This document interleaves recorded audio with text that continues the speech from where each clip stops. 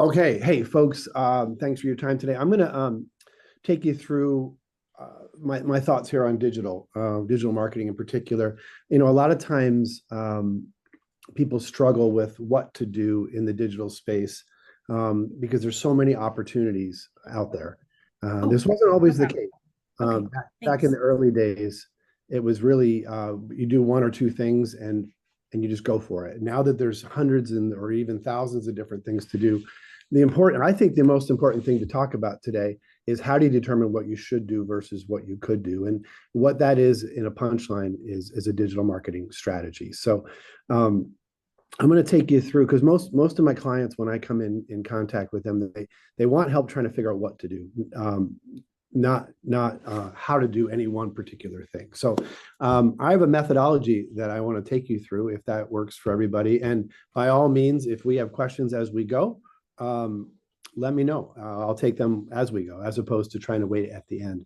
But I'm going to share my screen here real quick, and you should be seeing a slide that says creating a digital marketing strategy. Maybe someone can give me a thumbs up if you're seeing that screen right now.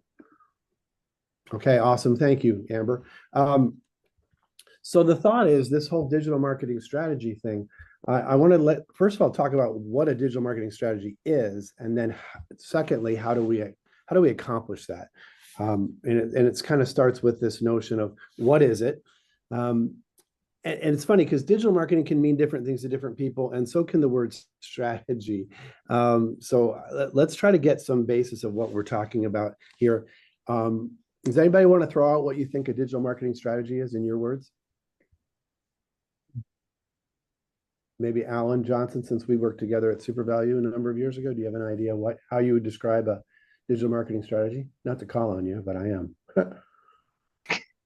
Um, Digital marketing strategy is a high level operational plan Hmm? to either boost awareness, sales, or, and drive conversion or some kind of action. Yeah, I love it. I love that you said high level. I love that you said plan. I love that you included it sounded like some goals in there. And that's exactly what it is. It's a set of digital marketing activities that are done in the pursuit of what the business is trying to accomplish. That is so vital. We have to start with what the business wants to accomplish, and then we try to figure out how digital can plug into it, as opposed to running separately from what the business is trying to do. Um, why is that important? At the end of the day, it helps you figure out what you should do versus what you could. As I mentioned earlier, there are so many things we could do, and the key is to really say no. That's kind of the crux of a digital marketing strategy, is saying no to all the things that are possible, so that the things you kind of lock in, you can actually execute on. And that word no is a tough word. It's countercultural in our society. I mean, we have it in our DNA. And I like to say to my students here at St. Thomas is like, we're kind of, as human beings, we always want to say yes. When Alan would ask me, hey, can you help me with something? The first thing I always want to say is yes. But sometimes it's not in the best interest to just easily say yes, because we keep getting more things on our plate. And it's also hard to say no. If someone's my boss, if Amber's my boss, and she says we should do this, it's hard to push back and say no. Also, making those decisions of what you do and not do is a difficult task. And the majority of what we're going to talk about today is how do you make those tough decisions in a way that's less than subjective. It's less than my idea versus your idea, because that gets messy and it gets personal and there's resentment with that. So I'm going to show you a way to do that with making it a little bit more objective, a little bit more grounded in some kind of numerical analysis. There's a book out there by Greg McKeown. I don't know if anyone's heard of this book called Essentialism. Has anyone heard of it that's on the call? Okay, it's one of my favorite books. It just talks about, even in the title or the subtitle, the disciplined pursuit of less. It's got some really interesting quotes in here. And actually, I need to just move my screen real quick. Just bear with me one second. I'm going to move where that's placed. I'm going to move that right over here. Okay. Does someone want to read? Let's see. Amber, do you want to read that first quote on your screen? Sure. Can you hear me? Yeah, I can. Yep. Yes. Essentialism is not about how to get more things done. It's about how to get the right things done. It doesn't Mhm. mean just doing less for the sake of doing less either. Right. How about the next little paragraph while you're at it? Yep. It is about making the wisest possible investment of your time and energy in order to operate at our highest point of contribution by doing only what is essential. Right. And what I like about this slide is some of these two little paragraphs kind of throw out the notion that less gets a bad rap. Doing less, it almost sounds like you're being lazy and you're taking the easy way out. And this says no, it's not about doing, it's not for the sake of doing less. It's so that the things you're doing can be done to the max. How about the next one? Does anybody want to just read that? I can only see at this point on my screen Alan and Amber and Lindsay and Carly, but someone else want to read these two quotes? Jeff, I see Jeff may have joined us. Jeff, you want to read it? Sure, I'd be happy to. Thank you. Go ahead. Only once you give yourself permission to stop trying to do it all, to stop saying yes to everyone, can you make your highest contribution towards the things that really matter. How about the top paragraph? Jeff, you want to throw that one in too? Oh, yeah. Yeah. Got a little ahead of myself there. Hey, you did. Essentialists see trade-offs as an inherent part of life, not as an inherently negative part of life. Instead of asking, what do I have to give up? They ask, what do I want to go big on? Right. So you might let opportunities pass so that when the right one comes, you can go off. And I had a former student in my class who was a baseball player. And I remember asking him, I'm like, do you swing at every strike? And he said, no. And the whole class kind of had this gasp. And it's like, and I kind of played along. I'm like, okay, so you're going to let a strike go by because it's not the pitch you want, even though if you get 3 strikes, that's a long walk to the dugout. And he said, absolutely. And I said, well, hey, what's your pitch? And he goes, high and inside. And I said, when you see it, what do you do? And he goes, I hit the snot out of the ball, even at the risk of letting other pitches that would be deemed by someone else as a strike. He's going to let them go because he wants to wait for his pitch. And this is what this is about. It's like, it's giving up on certain things so that when the right opportunity comes along, you have a shot at that. I think that's a really powerful way to think about giving up on certain things. How about this one? Who wants to read this one? Or actually both quotes here. And then this is the last of the quotes. Somebody? I can read it. There you go. Thank you. You cannot overestimate the unimportance of practically everything. Being vague is not the same as being graceful, and delaying the eventual no will only make it that much harder and the recipient that much more resentful. Right. So these are two completely different concepts. The first one just being like, everybody thinks everything is important. And if that's the case, nothing is. And that's a pretty powerful statement. It's not a lot of words in that sentence, but it just means, you know what, you can't say we have 20 priorities and we have, 15 guiding principles or whatever it is. When you have that many of anything, you don't have anything at all. The second quote kind of hits to the core with me. And this is that notion when you are saying no to things, sometimes we don't want to deliver that message and we tend to be vague about it, hoping that it'll just go away and we won't have to tell somebody that we're not going to do something that they think we should do. But it only makes that person mad in the end. And I've had this countless times where I've been doing a strategy session and we brainstorm really great ideas and everybody's high-fiving each other and it feels great until we have to make the hard decisions about which of those things are we not going to do. And let's say one of those things we decide not to do, and the person whose idea it was comes up to you in the hallway and says, hey, I couldn't help but notice that this idea that I came up with in the brainstorming session and everybody high-fived me and thought it was great is somewhere or somehow not in the plan. How is that the case? Are we not going to do that? And there's a tendency, and we've all had that awkward conversation probably. And the tendency is to say something vague like, well, we're going to try to get it done or something like that. The challenge with that is if you know you're not going to do it, don't be vague. Just say we're not going to do it. It didn't make the cut. There were other ideas that were whatever you want to say, because that little phrase where I say, we're going to try to get it done.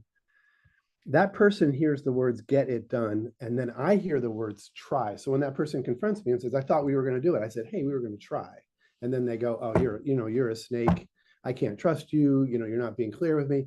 Just my point in all this is to say, when we do make that hard decision of no, then be clear about it. Don't dance around it. It's like that whole relationship that maybe you're in the middle of a breakup and they say, hey, are we breaking up right now? And then, we're just going to take a pause, and those kinds of, it's like, when was the last time taking a pause ever turned around magically and brought people back together? But it's a thing you just throw out to sort of soften the message. What I'm here to tell you today is when you've got the guts to say no to something, then be clear about it and don't leave any wiggle room. Don't be a jerk about it, but just be respectful, but just say there were other decisions or other opportunities that we thought were better for the organization. So we're not going to do it, and just put it to bed right there.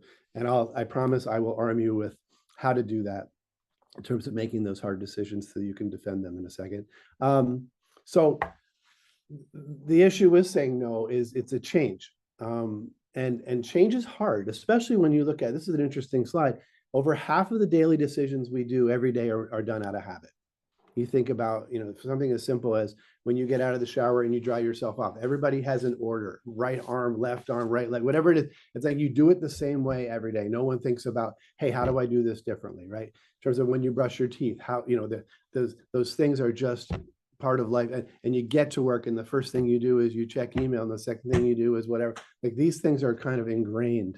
And the things in terms of what we do, if we don't have a digital marketing strategy that says these are the 9 things we're going to do, which means these 209 things we're not going to do, we're going to tend to if we don't have that, we're going to keep doing the things we know how to do and are comfortable doing, as opposed to the things that we need to do. The great analogy on this one is I have a personal trainer, and in fact, I worked out with him this morning, and we're in the gym, and he's like, okay, we're going to use this machine. And I go, I don't like that machine. He's like, I know. And that's part of the reason we need to do that machine, because that's one you need to do, and you're not doing it because you like these other machines that either are more comfortable or you just know how to do it. Stop doing the things you necessarily know how to do and like doing, especially if they're not the things that you should be doing. All this leading to, folks, and you've been patiently waiting for this, is this notion of a game plan, which is a digital marketing strategy. So I think at this point, a couple more things on why it's important, and then I'll get into the actual methodology. But in addition to knowing what you should do versus what you could do, which is vital, a digital marketing strategy shows alignment to everything you're going to do and why you're going to do it. As when Alan mentioned before, to drive awareness or to drive sales and there's some end game. A digital marketing strategy should connect the activities you're doing to the business goal that you're trying to achieve. So that's a big part of it. It also helps the company stay in alignment. And what we mean there is if you visualize what strategy, or at least when I visualize what strategy in my mind, it says it's sort of like a pyramid where you have the goal of, which is what the business is trying to accomplish. Underneath it is how you're going to accomplish, or what I would call your priorities. And then the tactics sit below it. So the tactics contribute to the priorities contribute to the goal. Everything is kind of in alignment visually, if you will. There is a tricky part that happens with digital when we create sort of a digital marketing team that sometimes sits separately from the rest of the organization. This is one where things can get out of alignment, which is why a digital marketing strategy is so important, because if we're not careful, the digital marketing goal might be created in a vacuum separate from the rest of the organization, and those two might not be in alignment. And oftentimes when companies either outsource all their digital to an agency, it's hard to get that agency in alignment with what the business is trying to do, because the agency makes their money sometimes based on billable hours or a retainer, but the retainer and the billable hours aren't tied necessarily to the business's performance, which often leads people going in different directions. I think, Alan, when we were at SuperValue, we had a whole separate group of people working in the digital marketing team. I'm not sure if at all times what we thought was our goal was in alignment with what SuperValue. No, I consider one of my biggest mistakes was not aligning to SuperValue's overall brand theme and doing a political video with fruits and vegetables. Okay. And I don't remember the video. it was horrible. Worst experience Worst Right. misalignment I've ever done. Right. And I remember, for example, when we were working at SuperValue, our goal was to drive as much grocery sales to happen online as possible, even though we were losing money as a business on every single online order. So the very thing we were trying to maximize was the thing that was hurting the business financially. And if the business isn't ready for it, we shouldn't be riding our horses on it, right? So we should figure out how to have digital help retail. In that time, brick and mortar. Those conditions might be different now, but at that time, you and I were just plotting our own course, even though it wasn't necessarily what the business was hoping for from a big picture perspective. And that can be tricky. So I think the punchline is that we want the digital teams plugged into what the business is trying to accomplish. And the best way I think to do that is to combine those groups so that you don't have this alienation happening where you've got the traditional folks over here doing these things and the digital folks over here doing those things. That's what I mean about alignment. I think if they hadn't had us, Alan, so separate, we may have understood what the big picture was at SuperValue. In the lack of visibility to the big picture, you make up your own pictures. And I think that's what we did, honestly, and it got us in trouble. So that's the other thing that strategy helps you is to stay in alignment. We have we have business goals. We don't have digital goals and business goals. We have business goals. We don't have business priorities and digital priorities. We have business priorities, and we need to be subordinate to that. And then the irony is that some research from a while ago, but 40,000 companies or 40,000 marketers interviewed, that the scary one is the bottom one, is that companies that are doing digital do it without a strategy, which is almost more than 2/3 of companies that do digital every day. So it's like going into a health club to work out and not really having an idea. Are we trying to lose weight? Are we trying to get stronger? Are we trying to get better flexibility? Are we just trying to have fun and meet people? It's like you just go in and without that strategy, how do you make the best use of that time, especially when you're investing a lot in digital? And the best case scenario, I think, is that top one, which is where you have a digital marketing strategy and it's integrated into your overall marketing strategy. That 20% of companies at the time, so 1 in 5, actually thought of digital and traditional as just marketing, and they had a strategy. So anyway, I'm going to just pause there. I've said a lot so far. Questions, comments, reactions from the group? Are we good? Thumbs up if we're good. Any thumbs up? Yeah, come on.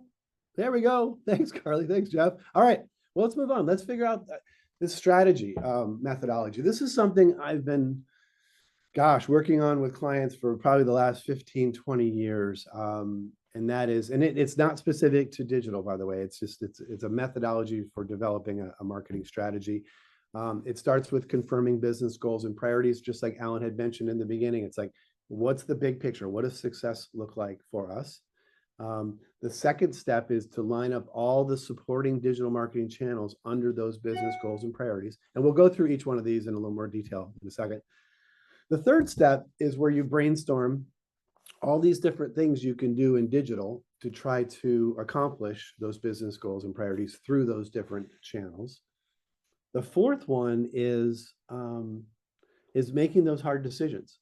The good news is, coming out of brainstorming, you're going to have hundreds and hundreds of ideas. The bad news is you're going to have hundreds and hundreds of ideas. And the fourth step is where you say no to a good majority of them, so that the only ones that are left are the ones you're going to do. So back to that pitcher or that baseball player, he was saying high and inside is what I'm going for, which means I'm not going to do these other things in terms of the pitch. And then the last one is the plan. And the plan is basically, what are you going to do, and when are you going to do it, and who's responsible for it? Let me jump off here just for 1 second. Just another way to crystallize this notion of a digital marketing strategy. Every day around 3 o'clock in the afternoon, I start getting texts from my kids, and their question is, what's the dinner strategy? I don't know if any other families go through this every night, and which leads to a discussion where Marco will say, my oldest will say, hey, let's go to Punch Pizza. And then my middle will say, no, let's go to Big Bowl. And then my youngest will say Chick-fil-A all the way. And then my wife will say, hey, let's cook at home tonight and have a family dinner. And there's this conversation swirling and people making a case for their idea versus the other idea. The point is nobody eats. Okay, nobody eats until we make a decision. And what we're talking about right now is making the decision of what we're going to do. And as soon as we make that decision, the plan is actually the easiest part. Okay, the plan is when things are going to happen. So if you decide we're going to cook it at home, the plan looks something like someone cleans the kitchen at 4, someone goes grocery shopping at 4:30, someone comes home and puts the groceries away, someone starts shucking the corn, someone starts boiling the water, somebody starts, that's not hard. The hardest part is saying we're not going to go to Chick-fil-A, we're not going to go to Punch, we're not going to go to this because we're doing this. So we always get tripped up, I think, in the notion that the plan is hard to plan when there's too many things in the mix. And then once we make a decision, it's not hard to come up with the plan. Okay. So questions, comments? It's a 5-step plan. Can anyone tell me what you think is the most fun part of that plan? What step is the fun part?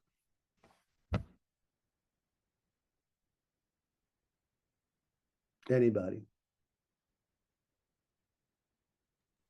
Number 4. Yeah, 4. Oh, yeah, and you like saying no to things. That's usually hard. Yeah, that's great. See, some people like it. They like saying no. Most people, I have to tell you, Alan, don't love that because it hurts. It hurts when you tell someone you're not going to do what they want you to do. Well, one of my reasons is I like how you prioritize things as far as an easy lift, a heavy lift, and you get multiple stakeholders in as far as IT, marketing, executive staff. Well, that is something to be said. I mean, there are people who like making hard decisions because it feels like that empowers the action to take place. And it's usually, and if it's something that you like doing and you're good at doing, you should let your people know that because it's a rare skill, honestly. Most people enjoy the brainstorming part because it's real creative and you come up with great ideas and there's good camaraderie and there's lots of high fives and things like that. The prioritization is hard work, very, very gratifying. Which of those do you think might be the most elusive? If you had to guess. And this might not be intuitive. I know for my undergrads, they're shocked when they hear this. The most elusive or hard to get your head around. Anybody want to take a stab? A lot of people might think it's the plan, and I don't think it is. Because again, once you've made that hard decision of what you're going to do for dinner, coming up with the plan is pretty easy. It's more, at that point, it's more operational. We're going to do this, and while we're boiling the water, let's shuck the corn because we don't want to shuck the corn and then start boiling the water. We could have done those things in parallel. It's like that kind of stuff.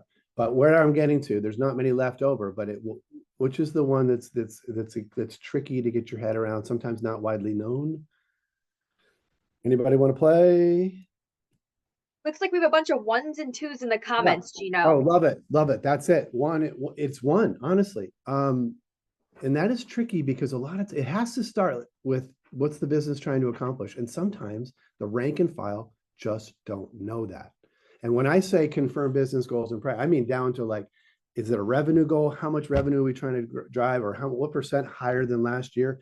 A lot of people don't know what that is. Or are we going for profit? Are we going for revenue? Are we going for awareness? Are we going for, and without that, how do you begin to brainstorm?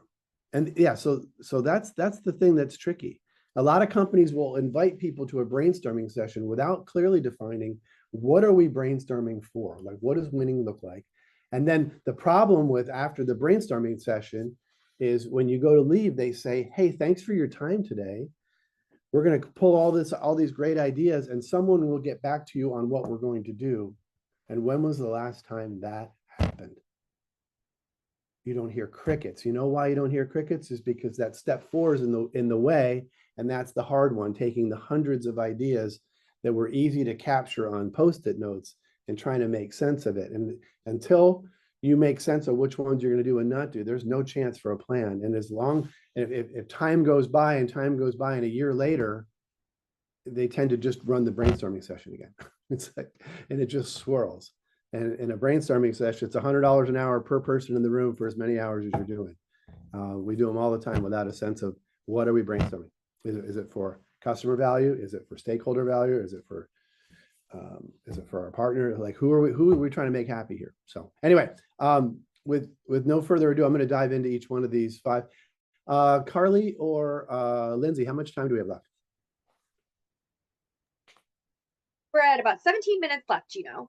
Okay, that's perfect. Okay, so this first step, business goals, and what I mean by that, simply stated, is business goals describe what's the business trying to accomplish. 99% of my clients, it's this first example. They want to increase revenue by some amount over last year.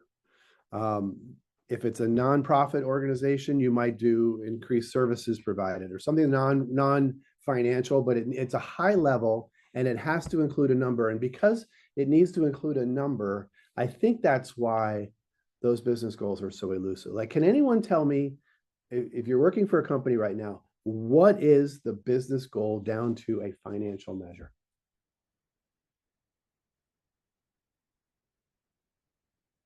Or is it, and if it's financial, is it revenue or is it profit or is it EBITDA? What is it? Does anyone know? And if not, that's my point.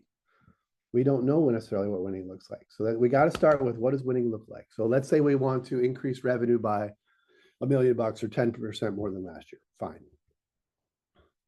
So we start building this strategy top down, if you will. So there's our business goal. We want to increase revenue, let's say by 10 million bucks. The next level down is the business priorities. And this takes a look at how are we going to accomplish that $10 million of sales growth, okay? How are we going to hit the goal, okay? It's often activity-based. 99% of my clients, there's 2 pieces of this bad boy. It is customer acquisition and it is customer retention. So if we want to make 10 million bucks more than last year, where is it going to come from? Well, some of it's going to come from getting brand new customers in the door. And a second part of it is going to come from getting people who've bought from us before to buy from us again. And ideally, more often, twice as often, we'll double revenue through retention. And if we get them to buy twice as much when they buy, we're going to double revenue through retention as well. And if we do both, get them to buy more often and twice as much, or twice as often, twice as much, that's 4x. So you start seeing the levers there, okay? So you line up those business priorities underneath the goals. So we want to increase revenue by 10 million, that's the top. And then we're going to split that between new customers and existing, so that X revenue equals Y revenue plus Z revenue. And you're going to now push those metrics down, okay? So we're ready to now go to the second step, which is to fire up all the digital marketing channels. Well, here they are. There's 5 of them, okay? Websites and apps sit in the middle, okay? They're kind of the epicenter of our digital presence. Media advertising, which is where we place ads on websites, kiosks, connected TV, wherever people run into, wherever people go, we basically want to get our ads in front of them. That drives awareness. We want to be local or present on search engines. So when people search for us, they've heard about us, they saw us on an ad that we ran on a website or on a kiosk or on a billboard or on a television. And then they go to a search engine and search for it. We want to make sure we're showing up. So we want to be there too. Ideally, if they come to our website, they engage with the brand, maybe they sign up for email so we can push emails to them, or we can push, if they sign up for our social channels, we can push posts to them as well. So this is sort of the landscape. And now the thing is, how do we come up with ideas within each channel that will help us, 1, get new customers, AKA customer acquisition, and B, retain existing customers.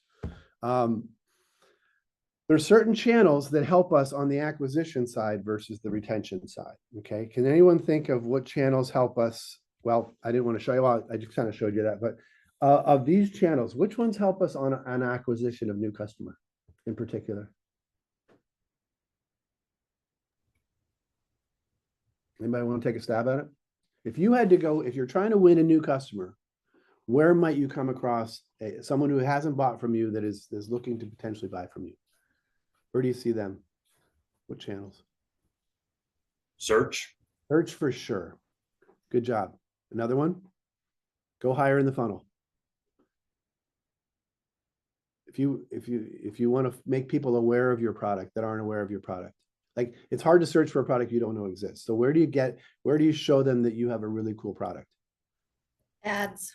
Yeah, media advertising, right? So media ads and search are really good channels, okay, for customer acquisition. And on the retention side, email and social are really great for retention, because usually brands that you sign up for their emails or that you follow on social media are brands you're already buying from. So that's a retention play for the most part.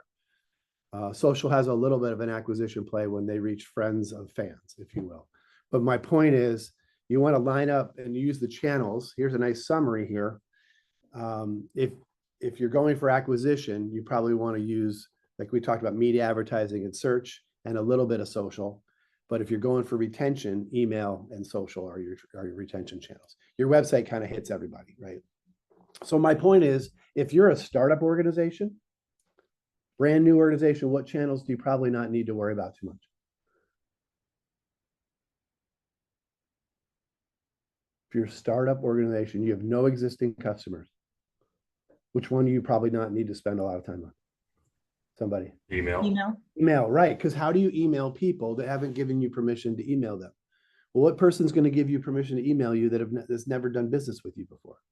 So my point is, already sometimes it can be intimidating, you guys, when you think about 5 channels. And I'm here to say, you know, one of the best things we could do is eliminate channels. Eliminate channels and just say, we're not going to play here because we're not going to swing at that outside strike. We're going to go wait for the inside one because that's the one that we want to hit. Okay, so you might actually say, we're not going to do it. And that might make people go, their heads explode. And I'm here to say, you know, less than 10% of marketing departments have people skilled in all 5 channels of digital. Well, you know what? Then let's focus on the channels that we need, okay? And train our people around those channels, not the ones that we know and love and that are easy for us, especially if they don't hit the mark. Okay, so visually, how do we show how these ideas we can come up with these ideas, and where do we place those, if you will, from a channel perspective? So here you got that same visual we've been building all along. We're going to increase revenue by 10 million bucks. Let's say 30% of that is going to come from new customers. So 3 million bucks is sitting on the left side of the business priorities layer. And then the 7 million is going to come from existing customers over here. And then we've got those 5 channels at our disposal. Now we can move into step 3, which is where we brainstorm all the things we can do in each of those channels for each of those 2 business priorities, acquisition and retention. And then we line up our opportunities.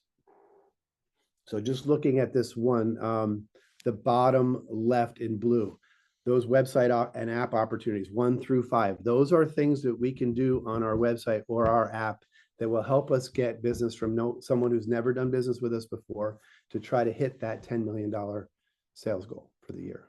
The next one over are media advertising opportunities to try to get someone to buy from us for the first time.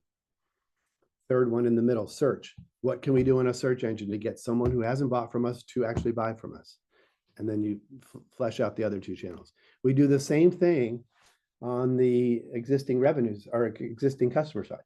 What can we do on our website to get somebody who bought from us before to buy again? What can we do in media advertising to get someone who's bought from us before to buy something again?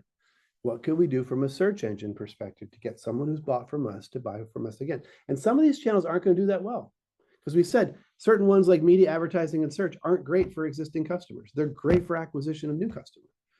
So there's going to be different degrees of quantity of ideas. And we capture all those ideas in these little tables.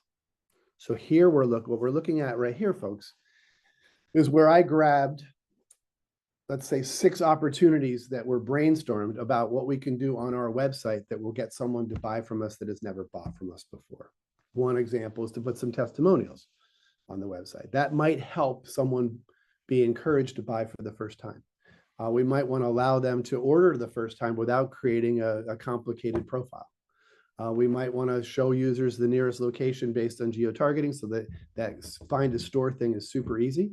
They don't have to put a zip code in, it just shows them there. So those are your ideas. They're not necessarily going to be all taken, but they're just ideas. And then the next section down shows all the ideas to try to get someone to buy from us who's never bought from us before via media advertising. Same with search, same with email, same with social.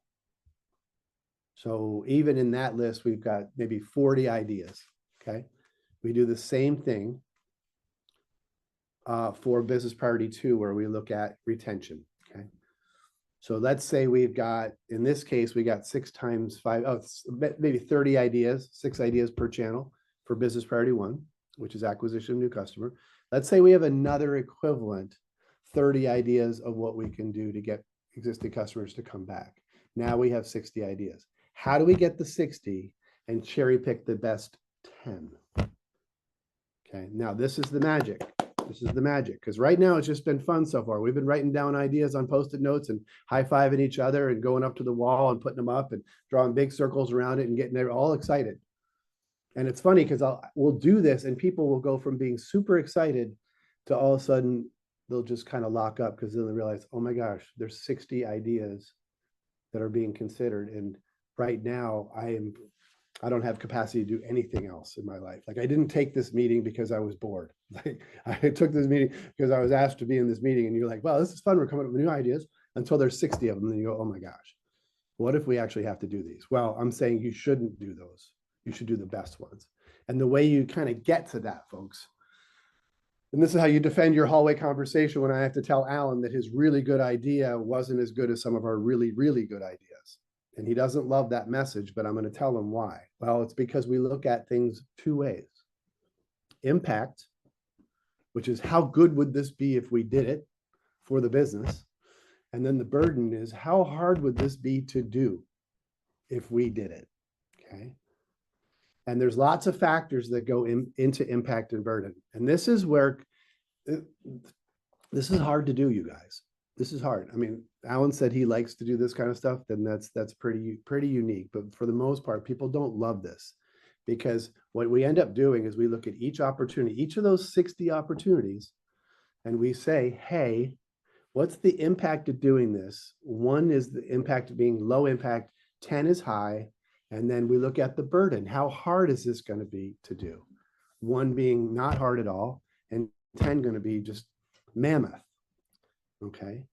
And I have the impact score. And by the way, when we do brainstorming, I've got probably 40 people in the room, people from all different aspects of the business, customer service and sales and marketing and IT and ops and everybody. When I get into this prioritization stuff, it's 3 people. Okay, it's me as a facilitator, and then I have an impact score. And let's say the impact score is going to be Amber. She's going to score how valuable it is to the company. Maybe she's a CMO, maybe she's a VP of marketing, maybe she's somebody on the business side. And then I need a person on the technology side that's going to answer the question of how hard is it? And maybe that's Jeff. So Jeff's my IT person. And so we go opportunity by opportunity. And, it's going back to that first, let's say it's this one, offer testimonials on the website from past customers. Okay. I'm going to ask Amber, how valuable is that on a scale of 1 to 10? You're going to say, I have no idea. I'm going to say, throw out a number. Is it more than a 5, less than a 5? I don't know. Feels like a 5. Okay. 5 it is. And then I say, hey, Jeff, how hard is it to put testimonials on the website? And you're going to say, well, we got to get the testimonials from the customer. That's not too hard, but we got to get it through legal. Once we get it approved, putting it on the website through the content management system, not that hard. I think it's probably a burden of 3. So it's a 5 impact, burden of 3 when we move on to the next one. Okay, allowing someone to order without a profile, number 2. And again, Amber says, yeah, we found our dropout rates through our shopping cart are disproportionately high. I bet this would help us a lot. If we could cut that dropout rate in half, we can double revenue. Okay, so it sounds like an 8. Hey, Jeff, how hard? Just a quick time check. We're at 5 minutes. Okay, perfect. Yep. So anyway, we do this whole analysis and we get these numbers that come out of these 2. 2 people, burden and impact. Okay. And then we add them to the tables. So there's your 8.3 for your testimonials. and maybe a 6-6 for your ordering without a profile. Put them all together. Okay. You do that for all of your channels, all your opportunities. I can usually get through the impact burden scoring from about 100 items in about 2 hours. It's painful. The first 10 take about a half hour, and the next 90 take an hour and a half. Once you get going, it's not that hard to do. Okay. And then eventually you've got them all scored. Okay. And we take it to this prioritization matrix. Now, this is where the magic happens. We plot everything that we decided, or everything that was scored. So there are all our opportunities, color coded by channel. So all that website stuff that we talked about, that first table that I showed you, the ordering without a profile, the testimonials, those are appearing now. And where are they coming from? There they are. Offer testimonials from our website. It scored an 8.3 on impact. So low to high, impact of 1 versus an impact of 10 vertically up the top. And then across the bottom is low to high, being easy to hard. And that's where you see that testimonials is an 8.3, okay? And the ordering without a profile is a 6.6. So then you compare that to where everything else landed, okay? That allows you to visually kind of figure out where everything's landing. And now there's 2 methods I'm going to take you through, and that'll wrap up today for the most part, is we can look at it by this method, the thing called the quadrant method, which is where you look at every opportunity individually, and whatever box it landed in, you're going to make a go, no go decision based on what box it landed in. Because if I go back to quadrant 1 is the good stuff, right? It's high impact, low burden. That is as good as it gets. If you have a whole lot of stuff in there, you just grab that stuff. There's no point chasing anything into quadrant 2 unless it has dramatically higher impact. That quadrant 2 is also high impact, but it's high burden. Why would you do something high burden if it had an equal impact as something with a low burden, right? So and then you want to stay the heck away from quadrant 3 and 4. So when you start looking at this, you go, hey, let's look at everything in quadrant 1, that top left one. And I would say do it all. It's all high impact. It's low burden. Okay, it's a variety of channels, but this is the best stuff from an ROI perspective. Okay, impact divided by burden. Quadrant 2, which is where you kind of go out to the right, which is also high impact, but it's also harder to do. Maybe we want to cherry pick some stuff in there, particularly the stuff that's sort of above that 45-degree line. We definitely want to stay away from things that are in the bottom half of that quadrant 2. But you see how we're just kind of going in and saying we're looking at everything, but we're going to cherry pick the best stuff. Everybody clear on that? Or I look for that natural breaks through quadrant 2, because usually you don't have enough resources to do everything that's in quadrant 2, which again, quadrant 2 is high impact, but it's also high burden. Okay. Stay away from quadrant 3 and 4 and you're done, basically. Then you just got to figure out of those things you said yes to, when am I going to do them? Okay. Let's see, Lindsay or Carly, how much do I have? 3 minutes, 2 minutes, 1 minute? I think we can do about 2 more minutes. 2 more minutes. Okay, perfect. There's another method that I just summarized the quadrant method, which is really easy to visualize, right? And you can make just decisions based on just kind of looking at where things land. Not hard to do. Okay. There is another method, and it's a channel method, which is where I kind of look at the whole channel together and I say, is this a good channel or a bad channel based on where all the things within that channel have landed from an impact burden perspective? And in this case, all the blue stuff, which is all the website ideas, I think I would take all of them. They're all in good quadrants, which are northern quadrants. Same with media, same with search. But notice this one, email. Would you do this one? Would you take on this channel or would you cut the whole channel? And why? Some has high impact, some has low impact, but it's all what from a burden perspective? All hard. So maybe just cut the whole channel. Everyone get that? I'd walk away from it. Okay. Same with, let's say in this case, social. Would you do any of them? I don't think I'd do any of them. They're all in low impact quadrants. So I'd scrap the whole channel. And now I'm left with 2 channels worth of work. or 3 channels worth of work, which is a lot better than 5 channels worth of work. I'm going to jump ahead because we're getting to the end here. Now I make the decision, am I going to do it or am I not going to do it? If I'm going to do it, am I going to do it quickly or am I going to schedule out over time? So quick hits are that quadrant 1 stuff that's high impact, low burden. Let's get that scheduled. The stuff that's high impact, high burden, let's plan that out. Anything below that middle line, we're just not going to talk about it anymore. That's the hallway conversation where I say, Alan, we're not doing it. Okay. So put those in the tables. Here, as you see, I cut that whole channel right out. We're not doing any social media. And then the last step, this is it, you guys, this is where it all comes together, is the timing of all the things you said yes to. Quick hits, I want to get them done quicker. I don't want to save any of those really good ones because it's high impact, low burden.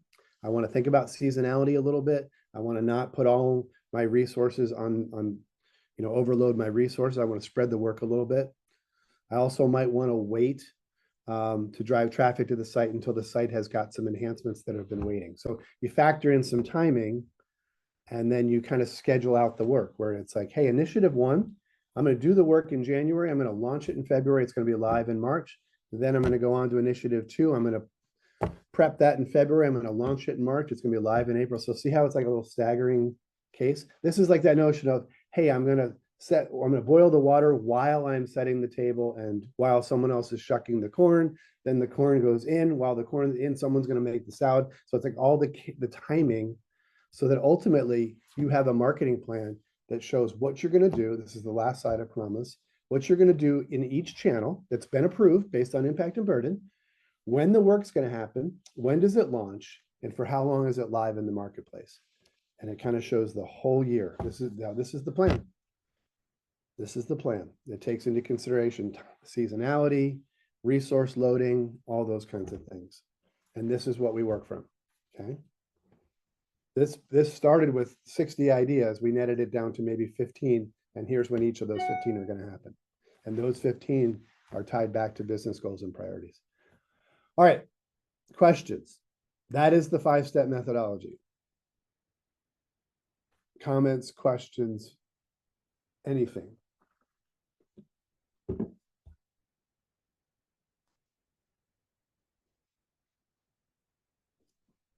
Oh, Carly gave me a thumbs up. Thank you, Carly. Anybody else out there? Okay. Well, thank you so much, everyone, for joining us. I did post a link in the comment section if you're interested in more education from Gino. He's relaunching the Digital Marketing Fundamentals course here at St. Thomas Executive Education. That's going to be happening in November. But again, thank you so much for working with us through these technical issues. And we hope to see you all at next week's event focusing on AI for businesses. Yeah, and we will have classes on what you can do in each channel, as well as using this methodology to come up with a digital marketing strategy for your business. So that we both do what you can do, and then the second course is this stuff, which is how do you figure out which of those things you should actually do. So we have courses that we'll spend more time on all this stuff for sure. Cool. Absolutely. All right. Thank you, everyone. Thanks, Carly. Thanks, everybody.